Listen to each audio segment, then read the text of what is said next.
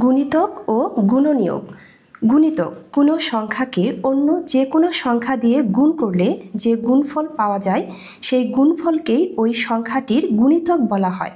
যেমন 15 একটি সংখ্যা, 15কে 1 দিয়ে গুণ করলে গুণফল হয় 15, 15কে 2 দিয়ে গুণ করলে গুণফল হয় 30, 15কে 3 দিয়ে গুণ করলে গুণফল হয় 45। এভাবে 15কে 4, 5, 6, 7, 8 যে কোনো সংখ্যা দিয়ে গুণ করলে যে গুণফল আসবে সেটাই হলো 15 এর গুণিতক। গুণিতক সবসময় সংখ্যা থেকে বড় এবং সংখ্যার সমান হয়। তাহলে 15, 30, 45, 60, 75 এই সবগুলি হচ্ছে 15 এর গুণিতক।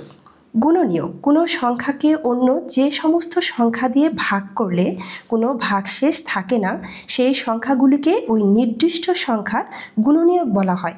যেমন 30 একটি সংখ্যা, একে আমি যদি 2, 3, 1, 2, 3, 5, 6, 10, 15, 30 এগুলো দিয়ে ভাগ করি তাহলে হচ্ছে সেটা নিঃশেষে বিভাজ্য হয়ে যাবে, কোনো ভাগশেষ থাকবে না। যেমন 30কে আমি 1 দিয়ে ভাগ করলে কি হবে, 1 গুণন 30, তার মানে 30 একে 30, 30কে 2 দিয়ে ভাগ করলে কি হয়, 2 গুণন 15, তার মানে 15 দ্বিগুণে 30, 30কে 3 দিয়ে করলে 3 10 30, 30কে 5 দিয়ে করলে 5 6 30, 30কে 15 দিয়ে করলে 15 দ্বিগুণে 30, তার মানে হচ্ছে 30 এর গুণনীয়ক হচ্ছে 1 2 3 5 6 10 15 30।